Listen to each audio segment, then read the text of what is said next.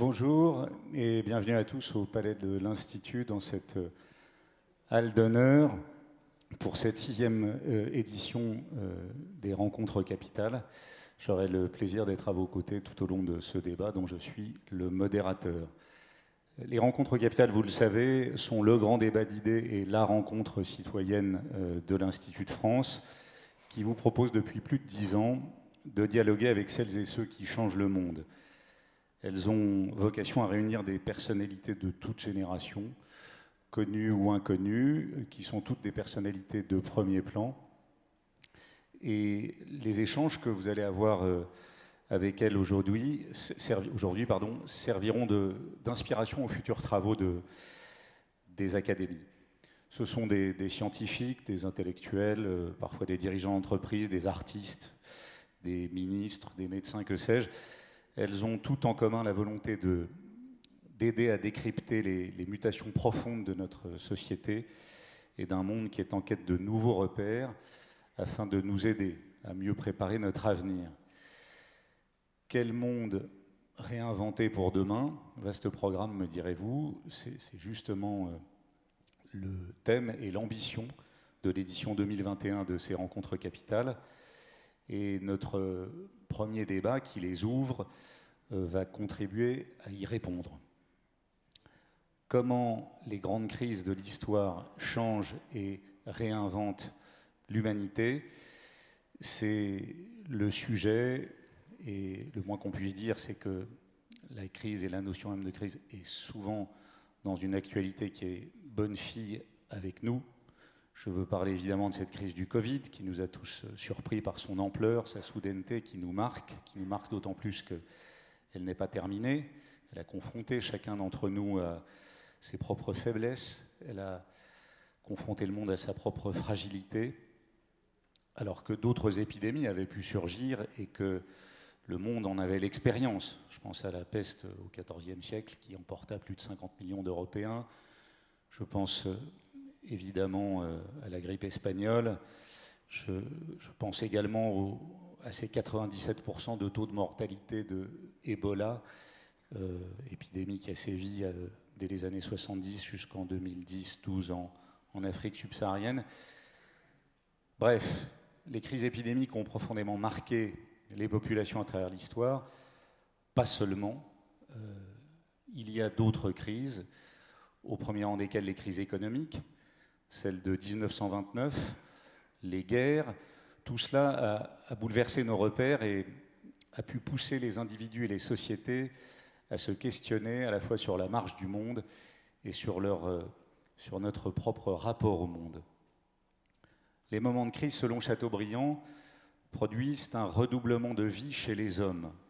Alors, le temps nous dira si cette crise du Covid peut être considérée comme une grande crise, c'est-à-dire de celle qui pousse l'humanité à se questionner et à grandir.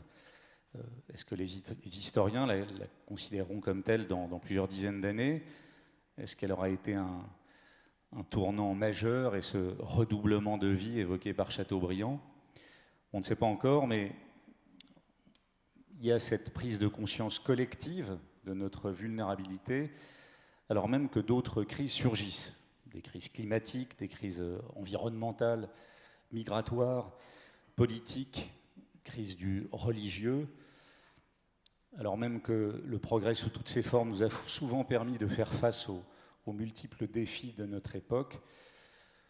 Où en sommes-nous aujourd'hui?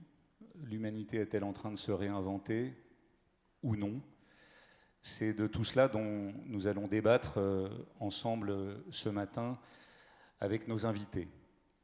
Et sans plus tarder, c'est à moi que revient le plaisir et l'honneur de vous les présenter. Il est paléontologue, paléoanthropologue et préhistorien, professeur au Muséum d'histoire naturelle. Il est docteur honoris causa d'au moins 4 universités, citoyen d'honneur de plus de 30 villes de France. Il y a même un astéroïde entre Mars et Jupiter qui porte son nom. Il avait rédigé la charte de l'environnement qui a intégré le préambule de la Constitution française en 2005. Merci d'accueillir et d'applaudir Yves Coppens. Cher Yves,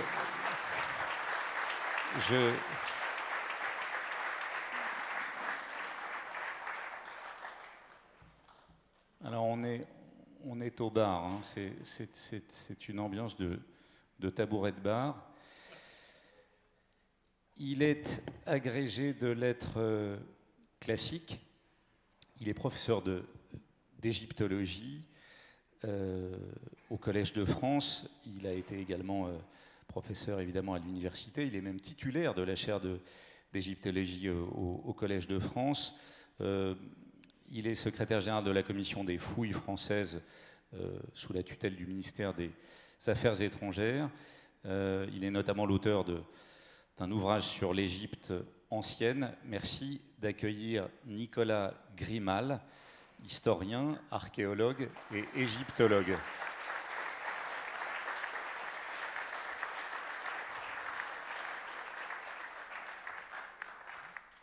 Même punition, hein, on a droit à un tabouret. Il est docteur canonique en théologie. Il a également un doctorat de philosophie. Il a été ordonné prêtre en 1984. C'est une date facile à retenir pour moi parce que c'est le 3 novembre, le jour de mon anniversaire. Il est membre du Conseil pontifical pour le dialogue interreligieux dont il est un des spécialistes. C'est l'archevêque de Marseille. Merci d'accueillir Jean-Marc Aveline.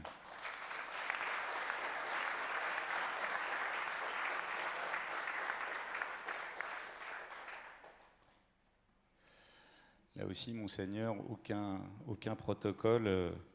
On est mieux assis dans vos églises. Hein.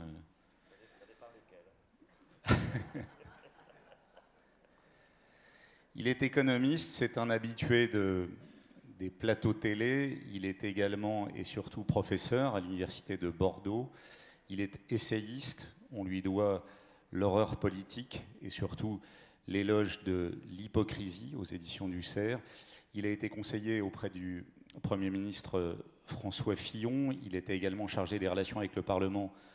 Il a été également conseiller auprès du secrétariat d'État chargé des relations avec le Parlement sous la présidence de Nicolas Sarkozy. Il dirige l'Institut Sapiens qu'il a cofondé, qui a pour objectif d'influencer le débat économique et social. Merci d'accueillir Olivier Babot.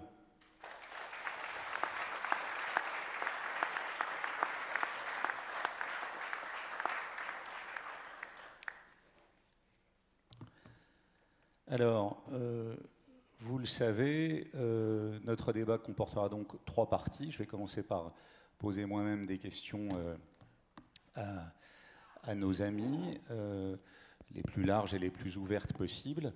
Et puis la deuxième phase de ce débat sera consacrée aux questions de notre panel d'étudiants qui ont grandement contribué à la préparation de ce débat et je les en remercie. Et puis la dernière partie, ce sera vos questions à vous, vos interrogations que vous pourrez adresser directement à nos invités. Alors, autre point important, comme vous le constatez, on n'est pas exactement dans une parité exemplaire, d'autant plus qu'on aurait pu être sauvé par Isabelle Méjean, qui malheureusement a été empêchée et s'est désistée. Pour se faire pardonner, peut-être que les premières questions seront féminines. En tout cas, ce n'est pas un parti pris ou une volonté délibérée de la part des organisateurs des rencontres capitales de faire que vos serviteurs soient exclusivement de la gente masculine ce matin. Et nous en sommes désolés, on va faire de notre mieux et je compte sur vous 4. Par ailleurs, autre point important aussi, Xavier Darcos, qui est le taulier en quelque sorte, puisqu'on est chez lui, même si on est également chez vous, puisque vous êtes académicien, prononçait une introduction, un petit discours d'ouverture dans un autre débat, et va nous rejoindre incessamment dans ce débat qui est le nôtre.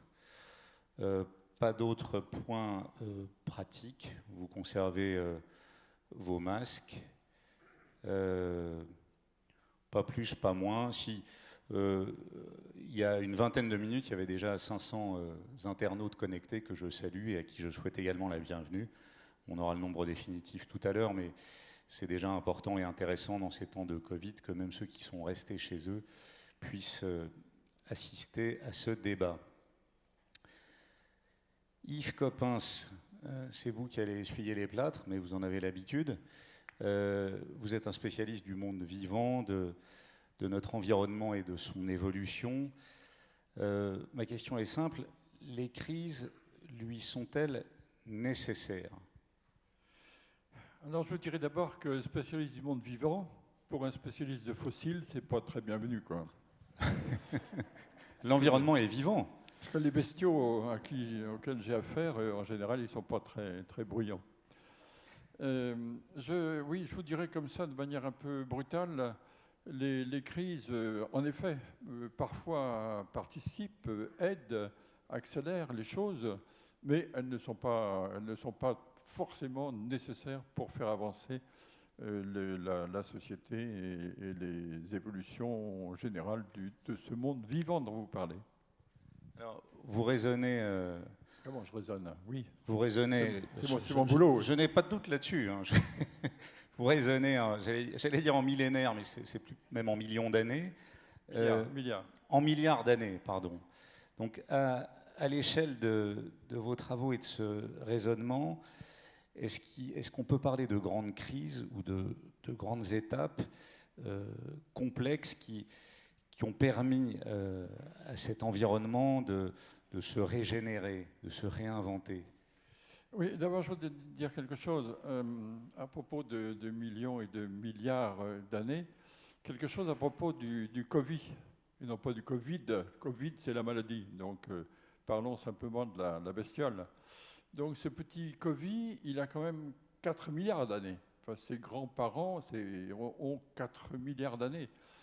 C'est-à-dire que l'on sait que les virus sont parmi les tout premiers, peut-être les tout premiers organismes vivants sur notre Terre.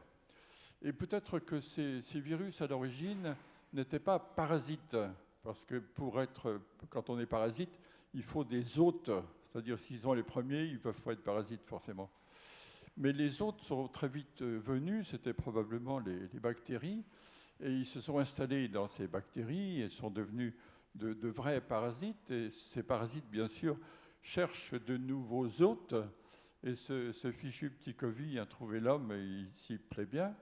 Mais ça veut dire une chose, c'est que le Covid a un ADN, comme nous en avons un, et c'est-à-dire que tout le monde vivant a une certaine unité, ce qui veut dire que ces petits virus qui nous embêtent sont des cousins, sont des petits cousins lointains, mais je trouve que ça nous rapproche un petit peu de ces gens que l'on déteste un petit peu à juste raison. Mais voilà, je voulais vous faire un petit mot de sympathie vis-à-vis de ce virus qui... Ils sont lointains, mais turbulents parfois. Oui, non, mais je reconnais. Alors, les crises, oui, c'est facile à comprendre. Les êtres vivants vivent dans un milieu, sont adaptés à un certain milieu, sont installés dans un certain environnement. Et ce milieu étant stable, rien ne va bouger. Mais lorsque le milieu change, l'être vivant qui était stable dans ce milieu ne l'est plus, bien sûr. Il n'est plus en équilibre. Donc, il va lui falloir trouver un nouvel équilibre pour survivre. Vous savez, la nature a vraiment cette obsession de la survie. Et ce qui se passe à ce moment-là, c'est que cet être vivant va subir un certain nombre de mutations, ce qu'on appelle les variants pour les virus, je ne sais pas pourquoi, un certain nombre de mutations, et par hasard, une de ces mutations sera la meilleure venue, la bienvenue, dans le nouvel environnement.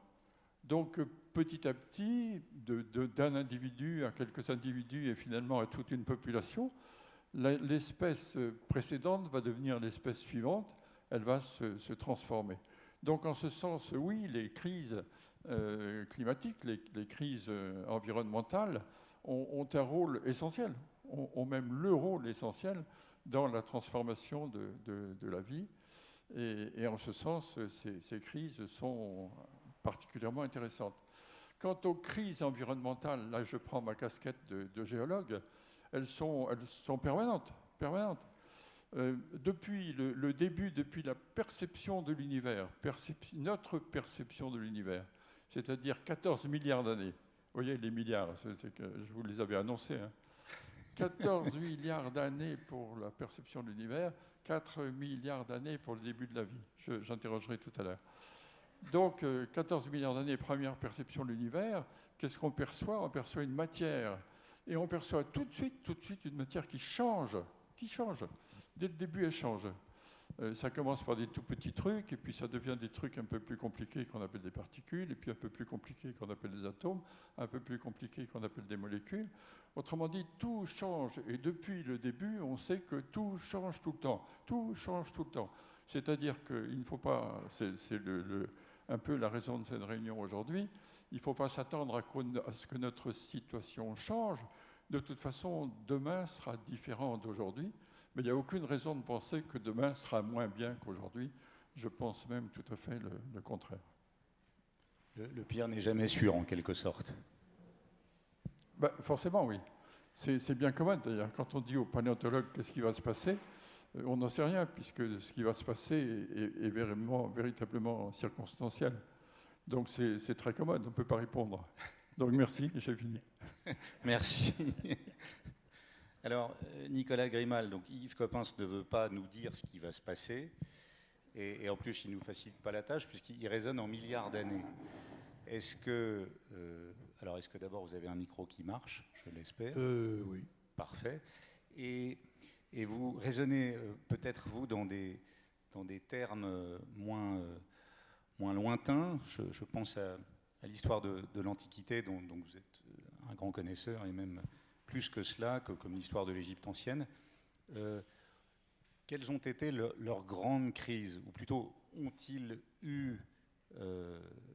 eu dans ces périodes des grandes crises dont ils auraient fait des leviers pour se régénérer, pour se réinventer?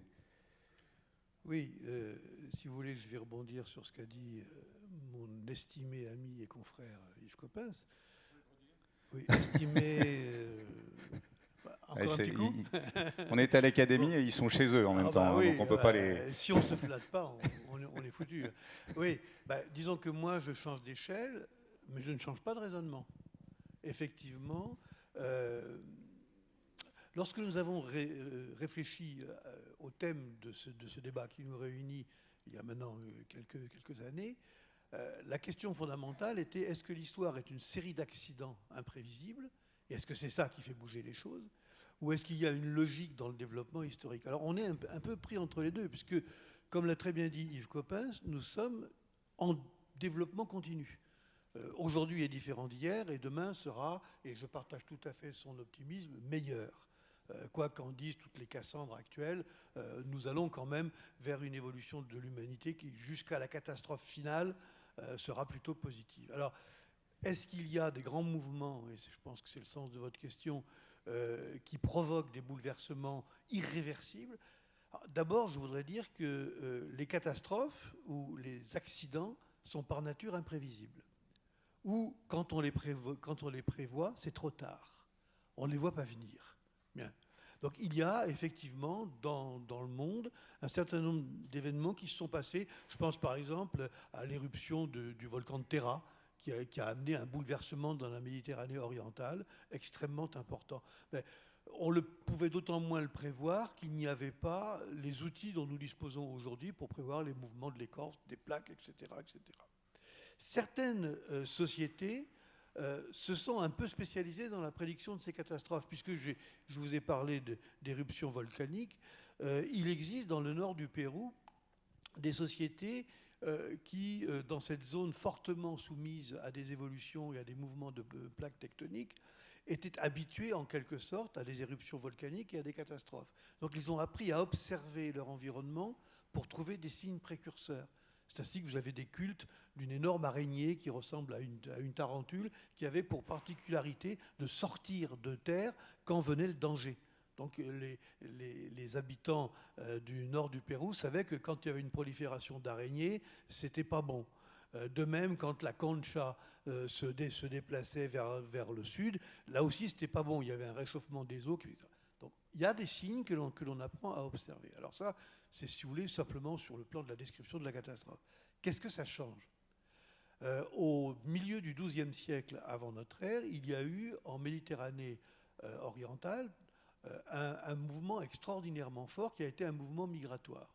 Des populations caucasiennes ont déferlé sur l'Asie mineure et la Méditerranée orientale. Vous les connaissez, ces populations ? Ce sont les premiers caucasiens, les Achéens, qui vont coloniser l'Asie mineure.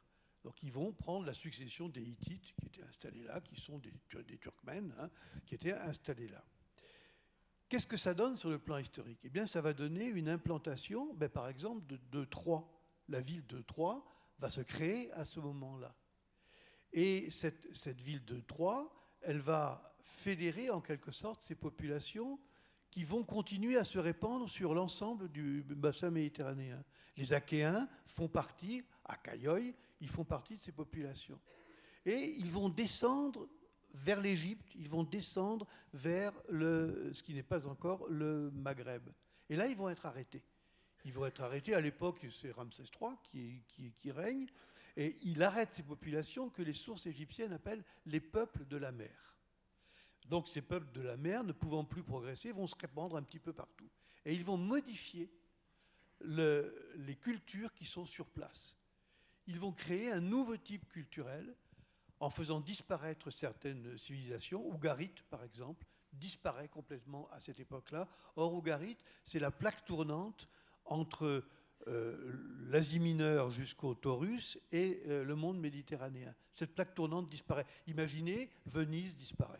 Bon, donc, on va redéfinir complètement tous les systèmes d'échange. Donc, de ce point de vue-là, ces grands bouleversements modifient beaucoup les choses, mais ne touchent pas ce qui est solide. L'Égypte va continuer encore pendant plus de 1500 ans à évoluer. Donc il y a des impacts réduits, des impacts mesurés de ces grands bouleversements. Et l'historien est obligé de constater qu'il y a des cultures qui savent intégrer ces bouleversements et d'autres qui ne les intègrent pas. Et nous vivons, nous, là-dessus. Nous vivons sur la peur d'une disparition qui va être le fruit d'un grand bouleversement. Mais c'est notre imaginaire. L'espèce a toujours su s'adapter, a toujours su évoluer en fonction de ces bouleversements. Donc vous voyez, la question est à la fois pertinente et en même temps un peu viciée à la base. Bon, j'insiste pas, on va y revenir. Non, mais effectivement, de grands changements et de grands mouvements et en même temps, si j'ose dire, une espèce d'immuabilité. Xavier Darcos, permettez-moi tout d'abord, monsieur le chancelier, de vous souhaiter la bienvenue, sans paradoxe aucun, parce que vous êtes également chez vous. J'aurais plutôt tendance à vous remercier de nous accueillir. Yves Coppens raisonnait en milliards d'années. Nicolas Grimal nous a fait l'amitié de raisonner en siècles ou en millénaires. Vous qui avez été ambassadeur, ministre, qui avez une expérience politique forte, si on essaie de raisonner dans un temps qui correspondrait à des siècles ou à des décennies, quel regard portez-vous sur le politique face aux grandes crises de l'histoire ? Pensez-vous, comme Chateaubriand, quand il parlait de ce redoublement de vie chez les hommes dans les moments de crise, que nous sommes en train de nous réinventer ? Écoutez, ça marche ? Ça marche. D'abord, je voudrais m'excuser, mais j'accueillais sous la coupole les invités, donc j'ai été obligé de faire un petit discours préliminaire qui explique mon retard. Je vous en prie. Alors, merci de votre question, qui n'est pas franchement très resserrée. C'est une question assez complexe. C'est une sorte de cadeau de bienvenue. Merci. Je n'ai pas pu entendre ce que disait Yves Coppens, mais en revanche, je viens d'entendre ce que dit Nicolas Grimal. La question que vous posez sur la longue durée, sur les perspectives de très grandes mutations qui portent sur des millénaires ou des mouvements de population énormes, est une question qui doit être revisitée parce que le propre de la crise moderne, c'est son extrême rapidité en fait. C'est le fait qu'elle se produit d'une manière tout à fait inattendue. La pandémie est exemple, on pourrait en trouver d'autres. Elle peut être produite par des phénomènes relativement mineurs, guerre, attentats, initiative privée d'un terroriste, et ça provoque des ondes de choc absolument considérables. Et elle a aussitôt une immédiateté universelle. C'est-à-dire que tout le monde est informé, tout le monde est au courant, tout le monde se connecte, tout le monde réagit. De ce point de vue-là, il me semble que par rapport à ce que viennent d'exprimer les deux savants que je viens d'entendre, là, il me semble que les crises modernes sont un petit peu plus compliquées à cause de cela. Il y a une dyschronie, si je puis dire, de la crise, qui est sa brièveté, son immédiateté et sa brutalité.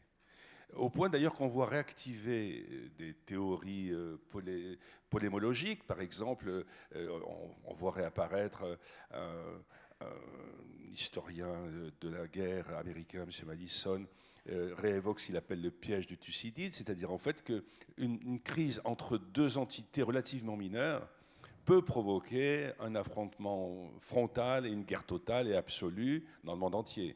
Par exemple, l'exemple qu'il cite, c'est évidemment la question de Taïwan, qui pourrait provoquer, peut-être par un accident dans la mer de Chine entre deux bateaux, qui pourrait provoquer un affrontement mondial avant qu'on ait même eu le temps de l'arrêter. Alors, je ne suis pas catastrophiste, je ne sais pas si c'est vrai, je ne le souhaite pas évidemment, mais il me semble que ceci est assez différent des grands mouvements de population tels que ceux qu'a décrit Pierre Grimal ou que celle qu'a connu la chute de l'Empire romain à partir du IIIe siècle jusqu'au Xe siècle, où c'était de vastes mouvements qui s'organisaient, de populations qui se mixaient, de religions qui s'échangeaient, de nomadisme important. Bon, il me semble que c'est différent. Et la deuxième chose que je voudrais dire sur la crise politique moderne, c'est que du coup, le politique est dépossédé, puisque la crise, elle ne se passe pas dans le discours politique, elle se passe dans des réalités qui échappent précisément au politique. Et ça a une conséquence, je crois, importante, qui se révèle et se reflète même dans des choses tout à fait vernaculaires, tout à fait ordinaires. C'est que il y a un petit discrédit du politique en ceci qu'il ne saurait pas régler les crises, puisqu'elles le dépassent, puisqu'elles sont mondiales, que les politiques sont nationales. Et tous ceux qui, du coup, sont à nouveau millénaristes, ou tous ceux qui ont des idées simples, tous ceux qui disent il n'y a qu'à se fermer, il faut faire ceci, enfin, je ne veux pas donner des exemples qui sont d'une très grande actualité, ce qui ne correspondent pas du tout à ma manière d'analyser le monde, tout cela, évidemment, trouve un écho. Puisqu'on leur dit, puisque les politiques ne peuvent rien, faisons autre chose, vous allez voir ce que vous allez voir. Et donc ça favorise, comme ça a toujours été le cas en période de crise, ça favorise ce que Pascal appelle les demi-habiles, qui sont en fait surtout des demi-savants, et qui entretiennent une angoisse, une inquiétude et un discrédit de la politique raisonnable, raisonnée, celle de l'échange, du dialogue, de la discussion, celle à laquelle nous croyons, celle des Lumières. Donc voilà ce que je peux dire, je ne dis rien de très original, mais il me semble tout de même que la crise moderne, dans ses effets historiques et géographiques, est un peu différente de celle que les siècles que nous connaissons ont pu traverser. Merci Xavier Darcos. Monseigneur Aveline, on vient d'évoquer avec Xavier Darcos le politique, son impuissance autant que l'immensité des attentes qu'il suscite. On observe que dans toutes les crises, les religions, leur autorité ou toute forme de spiritualité constitue parfois un recours, en tout cas quelque chose vers laquelle on se tourne. Est-ce qu'à travers l'histoire, les religions ont su s'adapter aux époques successives ou au contraire, est-ce que ce qu'elles ont de rigide a pu être parfois la cause de grandes crises? Là aussi, la question est large. La question est large. Oui, en fait, la question, ce serait finalement, les religions, est-ce qu'elles ont davantage subi des crises ou est-ce que dans les grandes crises qui ont été traversées, est-ce qu'elles auraient, oui ou non, joué pleinement leur rôle? La question est volontairement large. Hein. Oui. Moi, je pense que, bon, il ne faut pas fantasmer sur les religions. Les religions, ça peut donner le meilleur comme le pire. Et les religions ne sont pas non plus isolées. La frontière est poreuse entre la vie de la société et la vie religieuse. Donc les crises qui affectent la société affectent aussi ceux qui, parmi les membres de cette société confessent une religion. Alors le fait qu'ils confessent cette religion, soit ça peut les aider à traverser la crise, soit ça peut servir de refuge, il faut s'en méfier, soit ça peut apporter une contribution originale. Et puis en plus de ça, il y a les crises que traverse chaque religion, qui sont parfois liées aussi au contexte, parce qu'encore une fois, c'est pas poreux, enfin c'est poreux plutôt, c'est pas étanche, mais ces crises peuvent aussi avoir leur influence. Si je regarde pour ma propre tradition religieuse, le catholicisme, on voit que dès le début, il y a une crise majeure, la crise qu'on trouve même racontée dans le livre des Actes des Apôtres, qui est la première grande crise, où on se demande si pour devenir chrétien, il faut d'abord être juif, ou si on peut devenir chrétien sans être juif. Et ça a failli tout faire capoter, si je puis dire. Parce que c'était une première question, et donc on était là devant un dilemme. Fallait-il observer toute la tradition juive dans laquelle s'est inscrite la prédication de Jésus, ou bien alors fallait-il ouvrir cette prédication à tous ceux qui n'ont rien à voir avec le judaïsme. Et ça a été une crise importante qui a finalement donné ce qu'on appelle le Concile de Jérusalem, qui était le premier événement où on s'est rassemblés pour dire qu'est-ce qu'on fait. Et puis on a fait justement dans le sens de l'ouverture à ceux qui n'étaient pas juifs. Ensuite, il y a eu des tas de crises, mais qui sont liées, et là j'élargis au-delà de ma propre tradition religieuse. Je disais tout à l'heure, la religion, ça peut donner le meilleur comme le pire.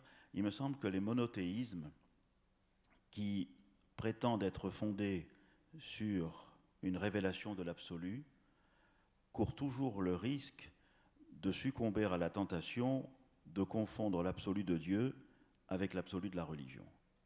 Et ça, c'est une maladie durable dans toutes les traditions religieuses, y compris la mienne. Et chaque fois qu'on succombe à cette tentation, par la sacralisation de la fonction religieuse, par la confusion entre l'absolu de Dieu et l'absolu de l'humain, à ce moment-là, ça dérape. Alors, quand il y a des crises sociales, elles sont parfois liées, soit qu'elles les entraînent, soit qu'au contraire, elles en soient le résultat, à des crises aussi de la fonction religieuse. Alors si j'avais à dire qu'est-ce que la fonction religieuse, en tout cas comment moi j'essaie de la vivre, j'essaie de la vivre comme une source de discernement par rapport à ce qui nous arrive. On a dit tout à l'heure, une crise, on ne peut pas la prévoir, elle nous tombe dessus, on a peut-être des signes avant-coureurs, mais c'est très peu, et elle nous tombe dessus. Et quand elle nous tombe dessus, la question est de savoir ce qu'on en fait. Ceux qui, à mon avis, ne rêvent que d'une chose, c'est de revenir à la vie d'avant, en fait, préparent le lit des crises futures. Ou bien la crise te change, elle t'aide à discerner, elle t'aide à écouter, elle t'aide à prendre conscience d'un certain nombre de choses que tu ne voyais plus. À ce moment-là, une crise peut être très positive. Ou bien elle ne t'aide pas à ça, tu te fermes et tu cherches à revenir surtout dans le confort d'avant. Et à ce moment-là, ça ne sert à rien. Voilà.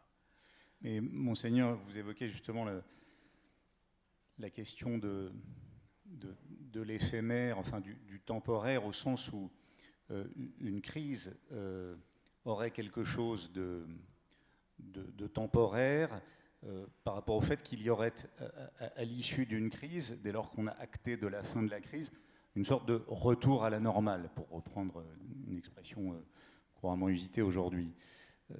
Ça veut dire qu'au fond, une crise n'a pas de vocation à ce qu'il y ait un retour à la normale ou une stabilité par rapport à ce qui était avant, par rapport à ce qui l'a précédé. Si vous comprenez ma question. Je pense que c'est nous qui le faisons. Moi, c'est ça surtout sur quoi je voudrais attirer l'attention. C'est qu'on peut parler de crise, mais en fait, ce qui est important, c'est ce que chacun en fait et ce que la société en fait. On peut, par exemple, à Marseille, il y a eu le confinement. Quand il y a eu le confinement, il n'y avait plus personne dans les rues. Sauf que, à ce moment-là, on s'est aperçu qu'il y avait beaucoup de monde dans les rues. Qu'il y avait dans les rues tous ceux pour qui la rue est le seul lieu d'habitation. Et à ce moment-là, ou bien vous vous dites oh là là, je ne savais pas, et puis c'est tout, puis vous l'oubliez ensuite. Ou bien vous vous engagez à travailler à ce qu'il y ait moins de gens dont la rue soit le seul lieu d'habitation. Ça veut dire que ou bien la crise vous change, ou bien simplement, bon voilà, vous la passez. Mais je trouve que si la conscience humaine veut grandir, si la conscience humaine veut s'éveiller, alors elle peut considérer les crises comme des chances inouïes. Si elle veut rester endormie, elle peut continuer. Merci, Monseigneur. Les crises sont donc parfois, ou auraient même vocation à être des opportunités, des leviers pour se réinventer un avenir.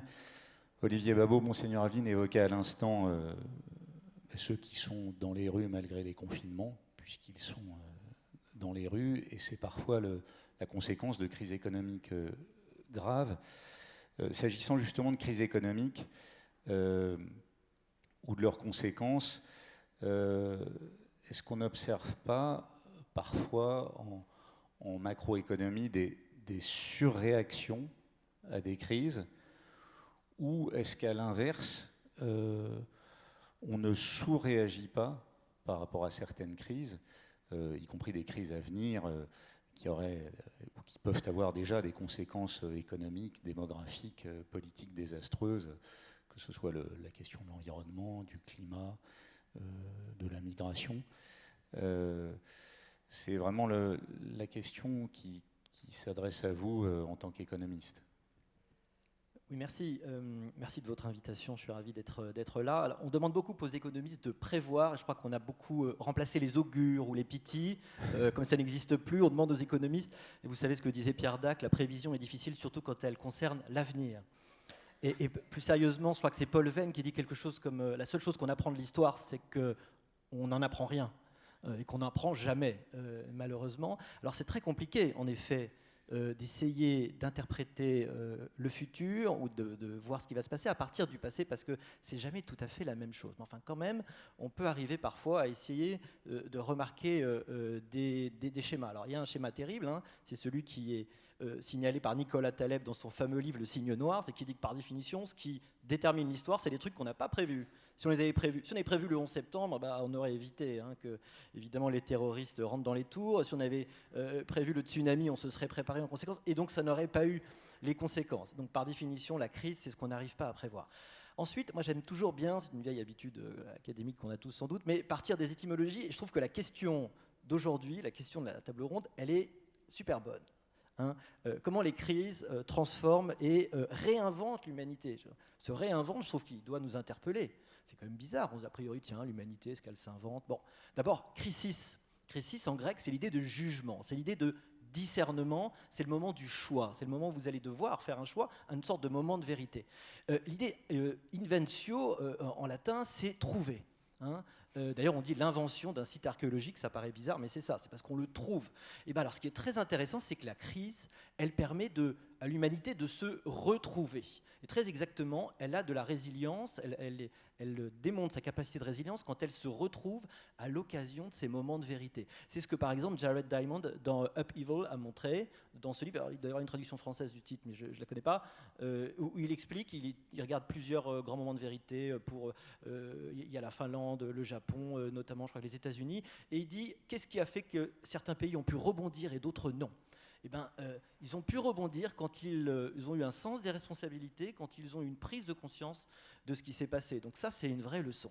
Alors, on parlait tout à l'heure de la grande peste et du Covid. Vous savez que le Covid, c'est la roupie de Sansonnet à côté de la grande peste de 1348. On sait qu'il y a environ 40% des Européens qui ont disparu. Dans les villes, il n'y a plus de concentration, c'était 50%. Et on dit même qu'à Florence, ce serait 80% des gens qui auraient disparu. Mais ce qui est très intéressant, c'est qu'il y a eu plein de conséquences positives à la grande peste. Alors on peut dire quoi? D'abord, vous êtes sur 10 personnes, il n'y en a que 2 qui survivent. Concentration des richesses qui peut-être a permis la renaissance. Oui, imaginez, tous les autres sont morts, vous gardez tout.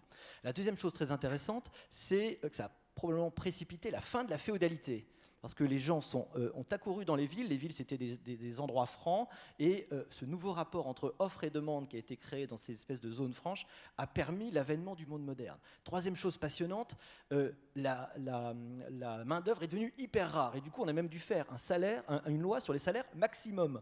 parce que la main-d'œuvre était tellement rare que le prix de la main-d'œuvre avait trop augmenté. D'ailleurs, les loyers, évidemment, se sont effondrés. Et c'est probablement à ce moment-là qu'on a commencé à développer plein de recherches pour essayer d'augmenter la productivité, notamment remplacer les copistes. Et il n'y aurait probablement pas eu Gutenberg sans la Grande Peste. Et Gutenberg, évidemment, c'est à travers lui la Bible en langage vernaculaire, c'est la Réforme, c'est probablement les Lumières, la démocratisation du savoir extraordinaire. Donc vous voyez, de temps en temps, les crises, quand on sait en tirer le meilleur, effectivement, et vous savez que je crois que le mot crise en chinois, c'est traduit par 2 idéogrammes qui veulent dire à la fois menace et opportunité, eh bien, quand on sait les prendre, on peut en faire des opportunités extraordinaires. Merci Olivier Babot. Et effectivement, si chaque crise, y compris celles qui sont à venir ou celles qu'on traverse, deviennent des opportunités, c'est une touche d'optimisme tout à fait heureuse pour nous tous. Alors, je vois l'heure qui tourne. Par ma faute, on est en retard. Par votre faute aussi, parce que vous êtes évidemment passionnant. Mais on va maintenant passer aux questions du panel d'étudiants qui ont contribué à la préparation de ce débat. Je vais veiller à ce que vous ayez un micro. Est-ce que vous en avez déjà ou pas encore? Sinon, quelqu'un va venir vous en apporter un. Et je crois dans le panel, ce qui nous sauve, qu'il y a une jeune fille. Donc, ce débat n'étant pas un modèle de parité, même si la galanterie est de plus en plus souvent mal perçue, on va commencer par vous. Je vous laisse poser votre question. Bonjour. Alors, ma question, c'est les conséquences des grandes crises de l'humanité ont-elles un schéma qui se réitère? Serait-il donc possible de prédire les effets des crises actuelles pour notre futur? Alors, est-ce que les crises se reproduisent? Est-ce que on peut prédire le futur? Qui veut s'emparer de premiers éléments de réponse? Yves Coppens, et puis peut-être Olivier, vous pourrez rajouter un complément. Oui, on y a un petit peu répondu en disant que c'est à la fois possible et pas possible, quoi. Enfin, c'est une mauvaise manière de répondre. En ce qui concerne la préhistoire, que vous dire? 2 choses. Évidemment, le constat est a posteriori, forcément. Et ce qui se passe, d'une part, c'est que on voit que quand il y a une découverte de l'humanité, il y en a plusieurs en même temps. Comme si l'humanité avait besoin d'une certaine maturité pour recevoir l'information et la traduire sous la forme de nouvelles réalisations. Je vous donne un exemple. La taille de la pierre, c'est pierre contre pierre, ou pierre avec l'intermédiaire d'un bout de bois ou d'un bout de bois aussi animal, et pierre. Ça s'appelle le percuteur tendre. Et le percuteur tendre est découvert en même temps que la technique Levallois, enfin pardon pour tous ces mots épouvantables, mais une technique particulière de taille, et en même temps que le feu. Et tout ça est intéressant parce que c'est ensemble, et ça correspond forcément au résultat positif d'une crise.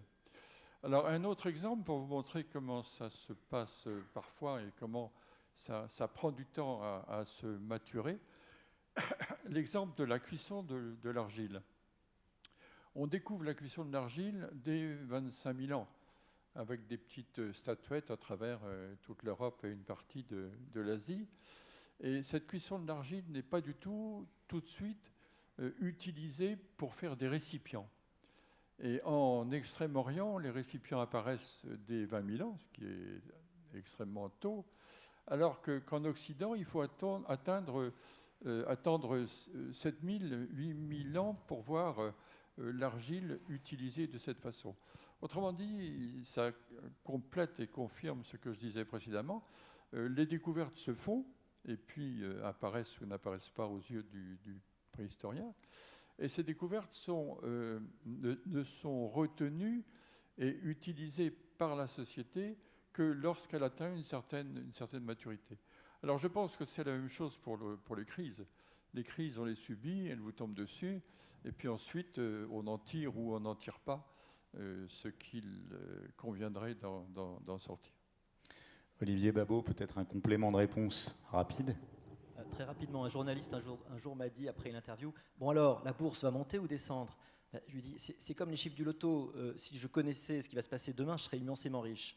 Et j'en serais ravi, mais par définition, c'est évidemment très compliqué. En fait, il y a une chose qui fait, et je crois que Xavier Darcos a parlé d'accélération, vraiment, vous avez eu raison, qui fait qu'aujourd'hui, c'est très très différent.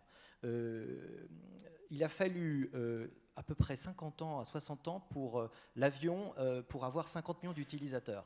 Pour Pokémon Go, il a fallu 19 jours. On est sur une exponentielle. Et l'exponentielle, ce qui est intéressant, c'est qu'il ne faut pas seulement regarder la vitesse à un moment donné, mais il faut regarder l'accélération. Pour les mathématiciens dans la salle, c'est la dérivée seconde qui est intéressante. Et on est en train de vivre dans un monde d'accélération incroyable. Par exemple, la puissance informatique depuis 1937, elle a été multipliée par 442 millions de milliards. Le dernier ordinateur mis en place en mai, là, ça s'appelle le Fugaku, il est au Japon, il a 442 pétaflops de puissance. Le plus incroyable, c'est que le meilleur ordinateur qu'il remplaçait 2 ans avant, eh ben, il était 100 fois moins puissant. Donc on est sur une exponentielle, ce qui fait que les rythmes, évidemment, ne sont plus du tout ceux du million d'années ou du millier, c'est quasiment de la journée. Et donc prévoir est de plus en plus difficile parce que les choses nous arrivent de plus en plus vite, un peu comme si vous alliez en voiture, vous n'avez même plus le temps de regarder la route. C'est une des caractéristiques très très gênante, je trouve, et troublante de notre époque. C'est cette extrême rapidité qui complique la prévision. Merci Olivier Babot, et merci à vous Louise Chenet de cette excellente question. Un de vos camarades pour une deuxième question. Allez-y, je vous en prie. Bonjour, donc moi c'est Henri. J'avais prévu une question normalement sur le hasard et les nécessités, mais je crois que ça a été beaucoup abordé, donc je vais passer à une autre. Donc moi j'avais une autre définition de crisis. Donc celle-là c'était la manifestation d'une grave maladie. Donc c'est pas pareil qu'un jugement. Et donc la solution à une crise en fait peut être un rétablissement heureux, mais également la mort. Donc doit-on reposer alors nos espoirs sur la crise et la révolution plutôt que sur la raison et la réforme pour changer les choses et réinventer l'humanité? C'est ma question pour vous. Merci Henri Ducasse. Alors, quels premiers éléments de réponse? Xavier Darcos, je vous en prie. En tout cas, sur le plan étymologique, la définition qui avait été donnée sur la crise, comme venant du verbe crino, qui signifie juger, est juste. Mais elle n'est pas contradictoire avec ce que vient de dire Henri. En fait, c'est les moments où vous n'avez pas le choix que de vous poser la question de ce qu'il faut faire. Hors de la crise, vous pouvez vous dispenser d'avoir à juger, de faire des choix. C'est comme quand vous êtes en vacances ou en farniente. Si vous tentez quelque chose de suite violent, vous êtes obligé de vous dire qu'est-ce que je vais faire. Donc la démarche critique commence à ce moment-là. Et du coup, par glissement de sens, c'est devenu aussi le mot crise, au sens où vous l'entendez, une crise violente, une maladie, les formes visibles de cette crise. Mais je voulais dire 2 choses très simples avant de laisser parler mes confrères. La première, c'est que la première question, c'est le sujet du débat. C'est-à-dire qu'au fond, toute crise, quelle qu'elle soit, entraînera un nouvel ordre. Et elle entraînera précisément parce qu'elle n'est pas prévisible. Si elle avait été prévisible, la crise n'aurait pas eu lieu. C'est la théorie de la prévision qui est bien connue. Si on prévoit bien, ce qu'on prévoit n'aura pas lieu. Donc la crise, c'est forcément quelque chose qu'on n'a pas prévu, forcément quelque chose qui oblige à juger, et forcément, bon gré mal gré, quelque chose qui aura des conséquences sur un mode de vie changé, toujours. La difficulté, je le répète, je tourne un peu autour du même sujet, c'est que cette volonté de changer suppose des outils qui sont à la fois temporels, géographiques, politiques, administratifs, économiques. Ça suppose donc un espace clos, ou ça suppose en tous les cas un espace de décision, un espace herméneutique dans lequel on peut apprendre à comprendre ce qui se passe pour agir. Or, il me semble que le problème principal, et les chiffres que vient de donner tout à l'heure M. Babot ne font que m'enfoncer dans ma crainte, il me semble que le problème principal aujourd'hui, c'est que précisément on ne sait pas où se tient le lieu par lequel on agira sur les sorties de crise d'aujourd'hui, puisque c'est dans du quantique, dans des systèmes de communication internationaux, dans de la crypto-monnaie, du numérique qui peut être aujourd'hui complètement manipulé, dans d'éventuelles fausses informations. On ne sait pas où est Si vous voulez, c'est la bonne définition du totalitarisme. C'est bien pire que la dictature. Parce que la dictature, vous tuez le dictateur, vous n'avez plus de dictature. Le totalitarisme, vous ne savez pas où ça se passe. Vous ne savez pas qui provoque cette tension. Et nous avons, dans les sociétés modernes, dans la société mondiale moderne, quelque chose qui relève d'un totalitarisme absolu, de celui qui décrivait les utopistes de la fin des années 60 aux États-Unis, l'homme unidimensionnel. C'est-à-dire, en fait, vous ne savez pas où il faut agir pour empêcher la crise et vous ne savez pas où il faut agir pour la régler. Nous avons un exemple terriblement inquiétant, entre nous soit dit, c'est la COP. Vous réunissez tout le monde discute, et à la sortie, vous avez des idées générales sur lesquelles ça serait mieux que la planète se réchauffe un peu moins. Mais pointe à la ligne. Ce n'est pas seulement parce que les politiques sont impuissants, c'est parce qu'il n'y a pas de moyen de le faire. Je le crains. Je suis peut-être trop pessimiste. J'étais trop lent, excusez-moi. Non, je vous en prie, Xavier Darcos. Merci de cette réponse. Merci, Henri, de ta question. Troisième et avant-dernière question de notre panel étudiant. Bonjour à tous. Je vais rebondir un petit peu sur ce qu'on disait tout à l'heure, enfin ce que vous disiez tout à l'heure sur la surréaction et la sous-réaction par rapport à certaines crises et sur ce qui a été évoqué pour la COP. Mais ma question, c'est pourquoi on observe par exemple une réaction très forte, très fulgurante par rapport à la crise du Covid-19 qui a fait environ 5 millions de victimes officiellement à l'international, alors que la crise climatique qu'on craint pour les années prochaines va faire, selon plusieurs organismes et médias, davantage de victimes. Alors, Yves Coppens. Oui, enfin, pour moi, pour vous aussi, je suis sûr, c'est très simple, quoi. La crise sanitaire en ce moment, on la vit, on l'a vécue. Ça fait un coup quand même, au mois de mars 2020, de tout d'un coup se trouver confiné. Ça a fait bizarre. Et puis les masques que vous avez aujourd'hui devant mon nez, que j'ai là sur ma manche, c'est aussi un petit peu bizarre. Donc on est dedans, on est conscient, on écoute des choses dans les médias qui sont multiples et quelquefois d'ailleurs dans un petit peu toutes les directions. Mais on est au cœur de cette crise. Cette crise, elle est importante puisque d'une part, il y a un virus, d'autre part, il est mortel. C'est quand même un petit peu embêtant.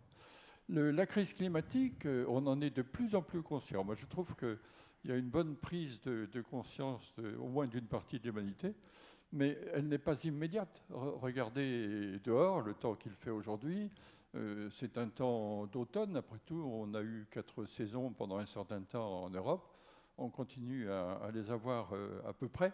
Il y a peut-être des petits décalages, mais enfin, dans une certaine mesure, cette crise climatique, elle n'est pas visible immédiatement.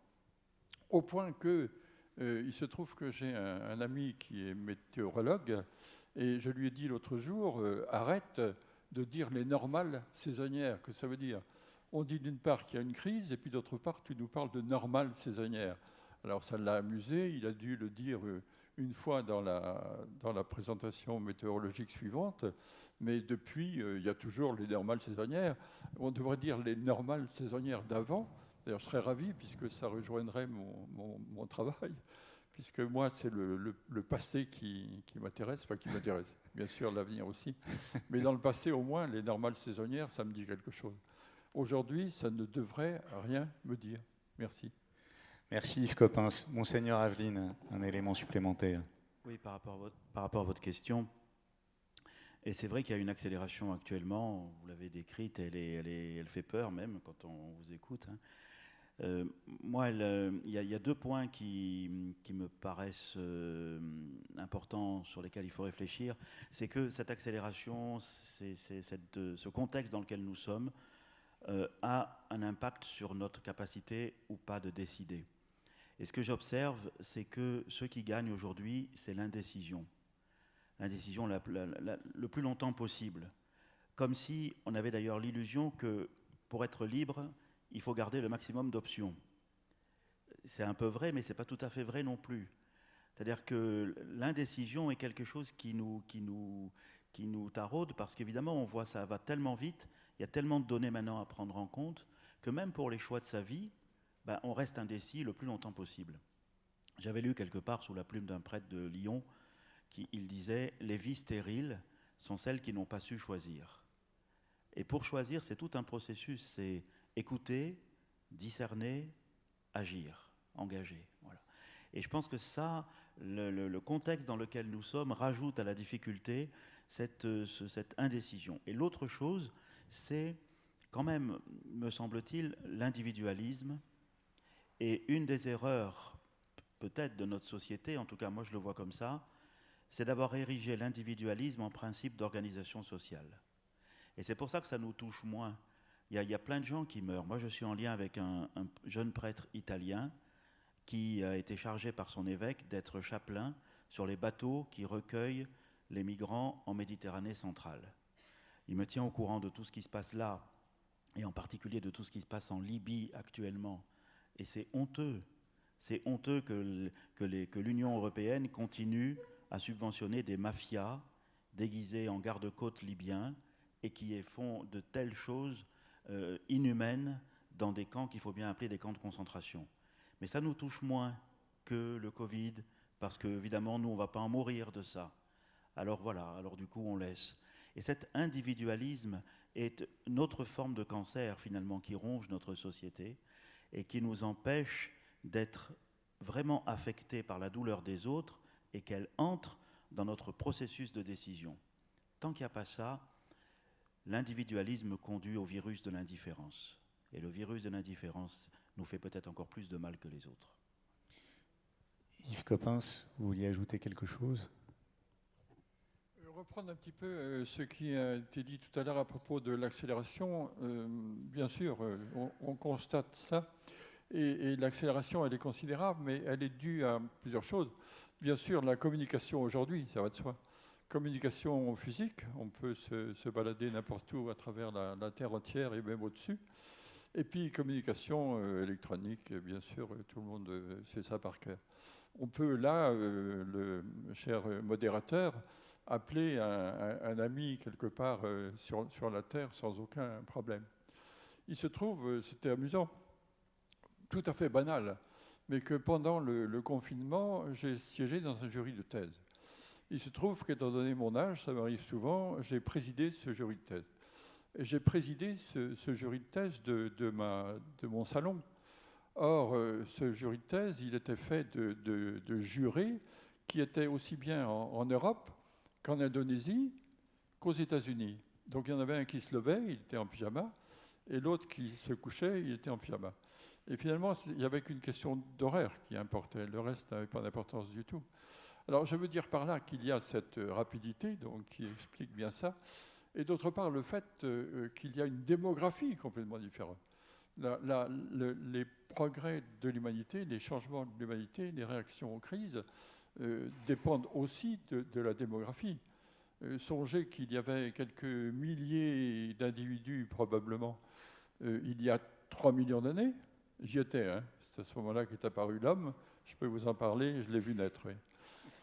Et puis, évidemment, la démographie, comme l'homme s'est bien débrouillé, qu'il a bien réussi son adaptation, il s'est déployé, enfin vous savez ça par cœur, à travers l'Afrique d'abord, et puis ensuite l'Eurasie, puis ensuite l'Amérique. Et cette démographie, pour vous donner un autre chiffre, au moment de Jésus-Christ, on dit qu'il y avait 300 millions d'humains à la fois sur la Terre. Or, il faut attendre 1815 pour arriver au milliard. C'est-à-dire qu'il a fallu 3 millions d'années pour aller de quelques milliers au milliard. Et de 1815 à aujourd'hui, on est passé d'1 milliard à 8 milliards. Donc vous vous rendez compte, l'exponentiel que ça représente, et du coup l'explication d'une certaine mesure, mais d'une mesure réelle, de cette accélération dont vous parliez. Merci Yves Coppens. Ultime question de notre panel étudiant, et après on passe à vos questions à vous tous. Je vous en prie. Merci.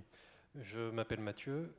Monsieur le vice-chancelier, monseigneur, messieurs les intervenants, merci beaucoup pour ces conversations qui ont suscité toute notre curiosité, avant tout. J'avais une première question sur le fait religieux, mais à laquelle, monseigneur, vous avez parfaitement répondu tout à l'heure. Du coup, j'en ai une autre qui repose sur 2 adages et une banalité. La banalité étant que on a tendance à dire que les premières communautés humaines se sont vraisemblablement regroupées dans un souci de mettre les compétences particulières, les compétences individuelles, à profit d'une communauté, suivant le premier adage qui est « l'union fait la force ». En rapport avec les crises, cependant, on a souvent tendance à dire, dans un esprit optimiste, pas de problème que des solutions. Or, précisément, les grandes crises ne traduiraient-elles pas une mésentente entre dans un groupement d'individus où une cohabitation deviendrait en conséquence insupportable? Et paradoxalement, du coup, ces communautés humaines perdraient-elles du coup toute leur essence? Alors, les communautés humaines qui perdent toutes leurs essences à travers la crise. Nicolas Grimal, je vous en prie. Oui, merci Mathieu pour cette question.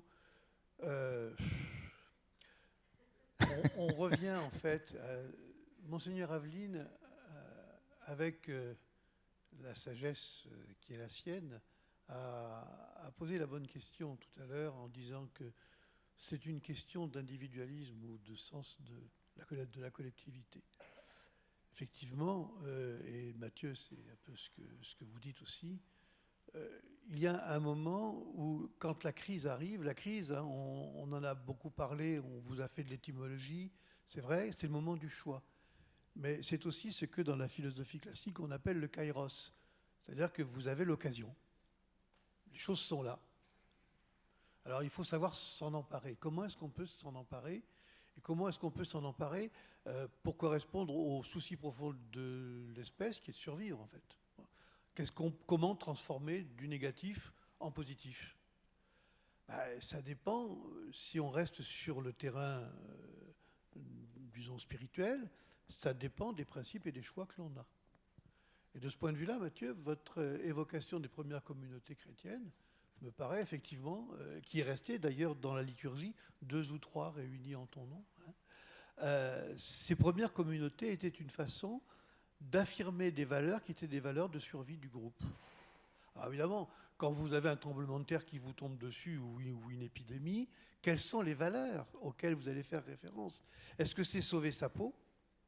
Et à ce moment-là, on tombe dans les raisonnements que l'on n'entend que trop actuellement du chacun pour soi. Ou est-ce que c'est au contraire d'avoir un comportement qui va permettre de penser à préserver l'espèce? Alors je ne vais pas développer parce qu'en plus c'est totalement polémique actuellement, même si les pourcentages ne sont pas dominants ni d'un côté ni de l'autre. Mais la vraie question est là. Quand on est surpris, la crise donc vous prend. Si on a les valeurs nécessaires, on est capable de réagir. Si on ne les a pas... Alors ce qui fait la force des religions, certainement, mais pas forcément de ceux qui les pratiquent. Puisque le dogmatisme est au contraire ce qui va le plus bloquer la capacité de réagir. Alors on l'a tous vécu dans l'immédiateté avec la Covid aujourd'hui, bien sûr, comme ça a été très justement dit, parce que c'est là, parce qu'on l'affronte tous les jours, et parce qu'on connaît tous des gens qui en sont morts. Réchauffement climatique, c'est plus lointain. Puis on se dit, ouais, ça ne va pas nous toucher, c'est dans 2 générations, 3 générations. Donc on ne réagit pas de la même façon. Mais c'est là où je pense que la notion de valeur est importante. Si on a des valeurs qui sont des valeurs qui ont trait à celles de notre espèce, nous devons à ce moment-là trouver ce qui est adéquat. Maintenant, il ne faut pas oublier une chose, c'est qu'aujourd'hui, effectivement, comme ça vient d'être dit, tout est très accéléré. Mais à chaque époque, face aux crises, il y a les outils de l'époque pour répondre, qui sont souvent inadéquats. Aujourd'hui, on a l'impression d'avoir plus d'outils. Mais je vous mets en garde, réfléchissez. Si les outils procèdent toujours de nous-mêmes, nous n'en avons pas plus. Nous avons des moyens techniques, mais pas plus d'outils. Je ne veux pas casser l'ambiance. Merci. Merci Nicolas Grimal. Alors, merci à tous les 4, Louise Chenet, Henri Ducasse, Arthur Aubray et Mathieu Jurconi. On débordera certainement, pas beaucoup, parce que les rencontres capitales sont strictes, mais on va maintenant passer aux questions de l'assistance. Alors, il y a une hôtesse qui a un micro. Madame, ou sinon, peut-être madame d'abord, et puis vous après. Allez-y, je vous en prie. Oui, merci. Moi, je voudrais rebondir sur l'accélération et apporter ma petite contribution, qui est de dire que finalement, le temps, c'est quelque chose d'élastique. Et mars 2020 a mis un énorme coup de frein à la France. Et je note que les personnes qui se sont mis au rythme de la nature ont mieux vécu ce confinement que ceux qui étaient en zone urbaine. Donc si on s'attache au rythme de la nature, peut-être qu'on a des opportunités à saisir. Merci madame. Peut-être une observation ou deux. Olivier Babot, je vous en prie. Et puis après Yves Coppens, de façon très concise. Oui. Merci. Non seulement le temps est élastique, mais il est surtout relatif, comme on sait. Vous avez tout à fait raison. Et d'ailleurs, ma vraie inquiétude, puisque je peux la partager ici, qu'on est entre nous, ma vraie inquiétude, c'est précisément, vous connaissez cette phrase de Darwin qui dit l'homme porte encore en lui, porte encore dans sa chair la trace indélébile de son humble origine. Et en fait, c'est probablement notre problème aujourd'hui. Il y a un biologiste qui s'appelle Wilson qui a dit notre problème, c'est qu'on a un cerveau du Paléolithique, des institutions du Moyen-Âge, et les technologies dignes des dieux. Donc des technologies qui accélèrent le monde dans lequel on vit, mais notre cerveau, il est toujours du Paléolithique, et nos institutions, elles sont encore pas mal du Moyen-Âge. Et c'est en fait la capacité à gérer cette tension qui est de plus en plus difficile, avec pour moi une inversion fondamentale, ce qu'on appelle le second âge des machines. Jusque-là, les machines nous prolongeaient, hein, et aujourd'hui, le risque, évidemment, c'est qu'elles nous remplacent, avec cette idée que notre capacité de résilience qui fait qu'on est tous les vainqueurs d'une immense course à la survie qui s'est déroulée sur des millions d'années, qui a fait notre force jusque-là, aujourd'hui fait notre faiblesse, puisque nous sommes dans une économie qui va utiliser les faiblesses de notre cerveau pour capter notre attention, par exemple. Et pour moi, le métaverse fait partie des trucs qui me font le plus peur dans les dizaines, et peut-être même avant, années qui viennent. C'est-à-dire qu'on va utiliser les faiblesses de notre cerveau, qui étaient hier nos forces, justement pour nous faire sortir de notre humanité. Pour le coup, on est dans le contraire de l'invention. Donc je suis d'accord, quand vous parlez de rythme naturel, moi j'entends ça, c'est-à-dire être en accord avec ce pourquoi on est fait depuis l'évolution. Merci Olivier Babot. Yves Coppens, une réponse très courte pour nos cerveaux du Paléolithique. Oui, moi je ne suis pas d'accord du tout. Le retour à la nature, je n'y crois pas du tout. Je ne suis pas sûr du tout, au contraire, que ce soit la solution. Songez que, je recommence avec mes milliards, hein, pardonnez-moi, mais la Terre a 4 milliards 600 millions d'années. 4 milliards 600 millions d'années. On ne sait pas quel jour elle est née, hein, mais quand même, c'est déjà pas mal d'avoir cette précision. Et cette Terre, elle a d'abord été minérale. Et puis les océans se sont installés, la vie s'est installée dans les océans. Mais songez que la vie dans les océans a tenu pendant 3 milliards 500 millions d'années. C'est-à-dire que pendant 3 milliards 600 millions d'années, il n'y avait pas du tout de vie à l'extérieur, il n'y avait pas du tout de vie sur le continent, et il y avait de la vie seulement dans l'eau. À partir de 500 millions d'années, c'est rien du tout, à partir de 500 millions d'années apparaît la vie sur les continents, cette fichue vie verte auquel on s'accroche aujourd'hui. Et puis à partir de, disons, 3 millions d'années, apparaît l'homme. Autrement dit, la vie, elle a d'abord été minérale, après elle a été océanique, après elle a été biologique. Et la biologisation de la vie, c'est 500 millions d'années. Et puis elle est devenue anthropique. Et que l'homme aujourd'hui anthropise la Terre, et bien sûr qu'il fait partie de la nature, ça va de soi. Il n'y a pas tout d'un coup de miracle avec l'homme sur Terre qui descend de personne, c'est entendu. Mais pourquoi retourner à une situation antérieure qui n'est pas si ancienne que ça? Et pourquoi ne pas saluer l'homme qui anthropise la Terre au même titre que la nature a biologisé la Terre il y a 500 millions d'années? Moi, j'aurais été un petit personnage, je ne sais pas comment, il y a 500 millions d'années, je me serais dit la Terre était merveilleusement bleue et grise avec les roches et la mer, et tout d'un coup, elle devient verte, que c'est vilain. Et aujourd'hui, on dit « Ah, la vie était verte, hein. Voilà l'homme qui s'installe, qui construit des villes partout et qui anthropise la Terre. Qu'est-ce qu'il est vilain ?» Ben non. Non, madame, je ne suis pas du tout de votre avis. Yves Coppens, qui n'aime pas la vie champêtre. Je salue l'humanité. Alors, autre question. Je vous en prie, allez-y. Vous avez un micro? Allez-y.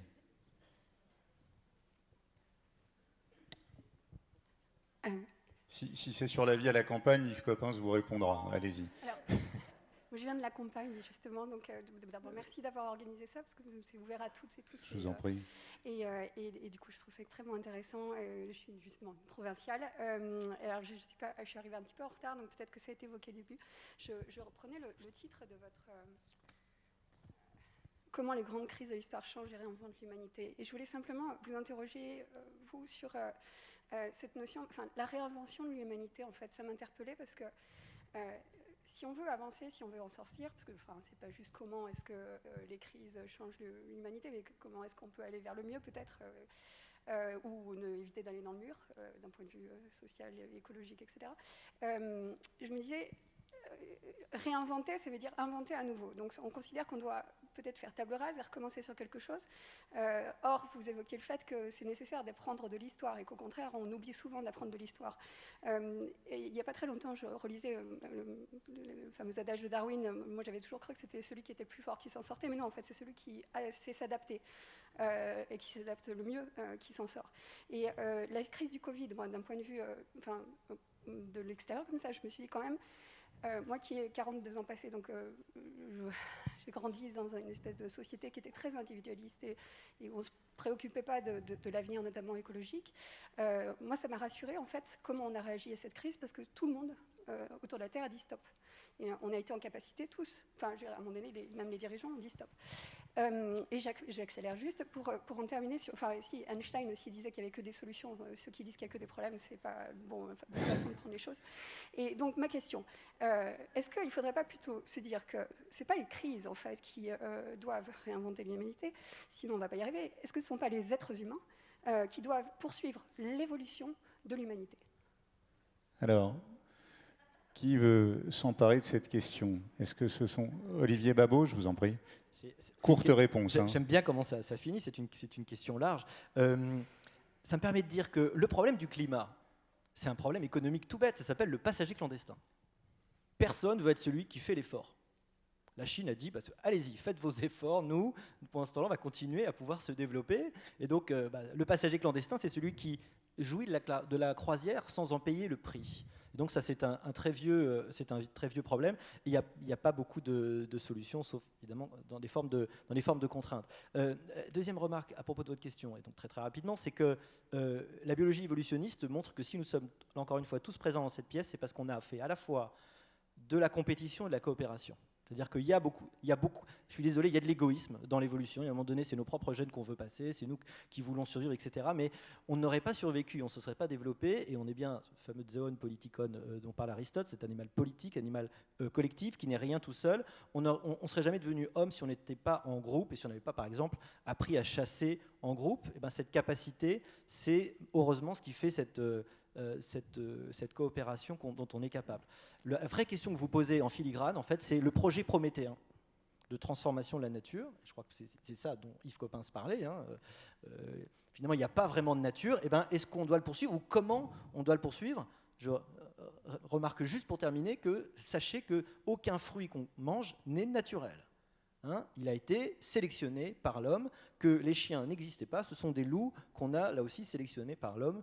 Et donc il n'y a pas de banane, vous ne mangeriez pas de banane s'il n'y avait pas eu le travail humain. Et ça, il faut quand même de temps en temps se rappeler du fait que la nature, elle a été culturisée en quelque sorte, cultivée, disons c'est mieux, depuis très longtemps par l'homme en effet. Donc anthropo-généisé, je sais pas. Merci Olivier Babot.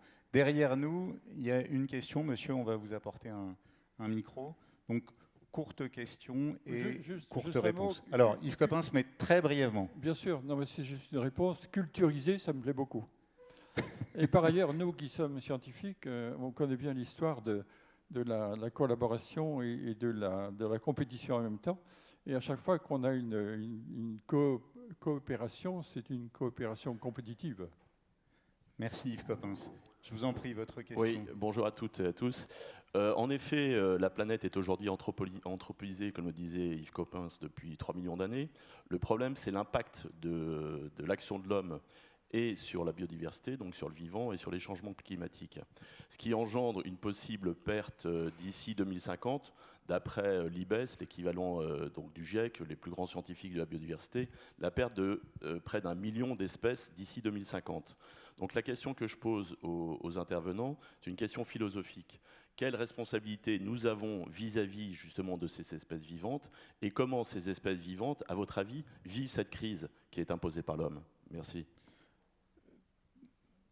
Alors, merci de votre question, qui semble un peu désarmer mes camarades, mais je sais qu'ils vont très vite retrouver un peu de... Nicolas Grimal, peut-être quelques éléments de réponse très courts. C'est tombé sur moi, pas de chance. Oui. C'est mais comme pas ça, grave, les crises ne préviennent pas. Ah bah, justement, je vais essayer de m'adapter. Connaître la réaction des espèces qui vont disparaître, là, je ne suis pas équipé pour. Je peux pas. C'est une déception pour nous. C'est une question. Malheureusement, je crois que personne ne peut y répondre, même pas d'ailleurs les espèces qui vont disparaître. Alors, c'est vrai que l'évolution de la vie, comme disait Yves tout à l'heure, nous-mêmes, nous avons bénéficié de la disparition d'un certain nombre d'éléments. Et s'ils n'avaient pas disparu, nous ne serions pas ce que nous sommes. Alors, ça repose la question, effectivement, monsieur, philosophique, de savoir quel est le but de notre vie. À quoi servons-nous sur cette terre et que devons-nous espérer devenir? Que devons-nous espérer mettre en place? Est-ce qu'il s'agit simplement d'être ce passager clandestin que vous évoquez, c'est-à-dire de profiter, de bénéficier, et puis après moi le déluge, hein, ou est-ce que nous devons contribuer à construire cet avenir? Alors pour y contribuer, il faudrait déjà avoir une vision de ce que doit être cet avenir. Et c'est là où la vraie question se pose. Si vraiment nous avançons par crise, eh bien, nous sommes condamnés à être des suiveurs, à être pris par les crises, à ne pas anticiper. D'où ce que j'évoquais tout à l'heure, la question des valeurs. Nous sommes dans une société, je ne dirais pas qu'il y a moins de valeurs que les sociétés antérieures, je dirais qu'elle en a trop. Ça se bouscule de tous les côtés. Vous vous dites, ah ben moi je suis religieux, etc. Vous dites, ah non, mais le Reiki, c'est très bien aussi, il y a ceci, il y a cela. On finit par avoir un tel kaléidoscope en face de soi que les fondamentaux même de notre vie, ce que tous les philosophes qui ont réfléchi, raisonné au sens même de notre vie, se confondent. Ajoutez à cela que s'y ajoute une méconnaissance globale de l'histoire, une méconnaissance globale. Aujourd'hui, c'est plus du tout à la mode d'apprendre l'histoire, etc. Je suis moi-même, pardonnez-moi Yves, je suis une sorte de fossile moi, aussi. Mais en fait, on se rend compte que la profondeur de l'humanité... Les fossiles sont plus concis hein, quand même. Hein, oui, mais non, il y en a qui sont très grands. Mais la profondeur historique, elle nous apprend et elle nous amène à réfléchir. Commençons par réfléchir, on verra après. Merci Nicolas Grimal. Monseigneur Aveline, très court. Oui. Et puis après, Yves Coppens. Et après, on va essayer de prendre encore une ou deux questions. Allez-y, je vous en prie. Oui, d'accord. Je m'inscris dans ce que vient de dire le professeur Grimal. Je pense qu'un peuple libre est un peuple qui se souvient. C'est très important. C'est comme ça qu'il gagne en liberté. C'est qu'il n'est pas ballotté par les événements, les crises. Il se souvient. Et donc, dans sa mémoire, qui peut être à la fois heureuse et douloureuse, qui peut être blessée. D'ailleurs, on voit bien aujourd'hui tout l'enjeu qu'il y a dans les crises internationales à faire droit aux mémoires blessées des uns et des autres. Donc, un peuple libre est un peuple qui se souvient. Et une personne, je rejoins aussi la question de Madame tout à l'heure, pour inventer, il y a un mot qui est très important que vous venez d'employer, c'est le mot « espérer ». Pour moi, c'est par rapport aux crises, la meilleure réponse, c'est de garder l'espérance. Et je distingue deux choses. Le verbe en français « espérer » a deux substantifs qui peuvent lui correspondre, espoir et espérance. Je donne une compréhension personnelle, religieuse, spirituelle. Pour moi, l'espoir, c'est, il part du présent, et à partir du présent, il essaye de construire l'avenir. Il peut faire le lit d'illusions, et ensuite avoir des désillusions. L'espérance, telle que je la comprends, elle part de l'avenir, d'une foi en l'avenir, d'une foi en la victoire de la vie, quoi qu'il arrive, Yves Coppens le disait un petit peu tout à l'heure, mais quoi qu'il arrive, la vie, et à partir de cet avenir, elle peut réinventer le présent. Et parce que ça lui montre aussi tous les dysfonctionnements du présent qui ne tiennent pas compte de l'enjeu fondamental dans toute vie humaine, de la victoire de la vie sur la mort. Mais ça, c'est une question d'espérance. Et pour moi, la façon religieuse d'aborder la question de la crise, c'est de valoriser l'espérance. Merci, Monseigneur Alvin. Yves Coppens, très court. Oh là là, c'est difficile. Hein. Je serai très court. Alors d'abord, une réponse très désagréable au dernier intervenant. Je ne veux pas être désagréable sans cesse, hein. Mais les crises climatiques et les disparitions de la biodiversité, on connaît ça par cœur. Il y en a eu des quantités, et ces quantités-là ont quelquefois fait disparaître, je ne sais pas quoi, moi, 80, 90, 95% de la faune et de la flore précédente. Mais réponse agréable quand même, je ne veux pas partir sur un tel souvenir, réponse agréable, et ça plaira sûrement à Monseigneur, c'est qu'à partir de l'homme, étant donné le développement de son cerveau, il se trouve que, sachant qu'il savait, il est devenu libre, et il est devenu libre et responsable. Libre mais responsable, y compris responsable de sa liberté. Ce qui veut dire qu'actuellement, on a ce fichu changement climatique et cette fichue baisse de la biodiversité sur les bras. Et en ce sens, cher monsieur, je ne vous ai pas repéré parce que je ne vois pas très clair, mais il se trouve que moi aussi, je suis tout à fait attentif aux déclarations du GIEC. J'écoute beaucoup le GIEC, je crois qu'il travaille très très bien, enfin il n'y a pas que lui, mais je crois qu'il travaille très très bien. Et ces informations sont en effet tout à fait alarmistes, et c'est très très bien de tenter de faire tout ce qu'on peut pour sauver cette biodiversité qui est tout à fait en décrépitude, en décadence aujourd'hui. Donc je me rattrape un petit peu, quoi. Merci Yves Coppens. Alors, peut-être une dernière question très courte, s'il y en a une. Je vois une main se lever là-bas. Donc, à question très courte et très rapide, réponse très rapide, et puis on va conclure ce débat, on a déjà débordé. Hein. Allez-y, rapidement. Bonjour, je voulais juste demander, Monsieur Grimal a précédemment défini les catastrophes comme imprévisibles, et lorsque présentées par l'homme, de déjà actuelles ou présentes. Dès lors, on pourrait se demander si les conséquences environnementales prévues sont-elles inévitables. Nicolas Grimal, c'est à vous que s'adresse cette question, votre réponse sera quasiment aussi courte que la question. Allez-y, je vous en prie. La réponse ? Allez-y. Non. Ça va, c'est assez court ? Non. La réponse, elle est fonction de ce que vous êtes et des outils que vous avez pour répondre. Et du fait que vous voulez répondre. Si vous ne voulez pas répondre, il suffit de ne rien faire, ce sera une catastrophe absolue. Mais si vous voulez réellement perpétuer votre espèce et continuer, eh bien vous allez essayer, avec les outils qui sont à votre disposition, de trouver les réponses adéquates. On l'a vu avec la Covid, c'était pas facile, et ce n'est pas facile, mais les outils à la disposition de l'homme pour répondre, il les a utilisés. On vient de parler de l'environnement, de la biodiversité. Si vraiment ce qu'on veut, c'est préserver la biodiversité, on sait ce qu'il faut faire. Mais est-ce qu'on le fait ? Merci Nicolas Grimal. Nous débordons déjà, donc on va conclure ce débat. Je voudrais d'abord remercier toutes les personnalités intervenantes qui nous ont fait l'amitié d'y participer, d'apporter leurs réponses à toutes vos questions.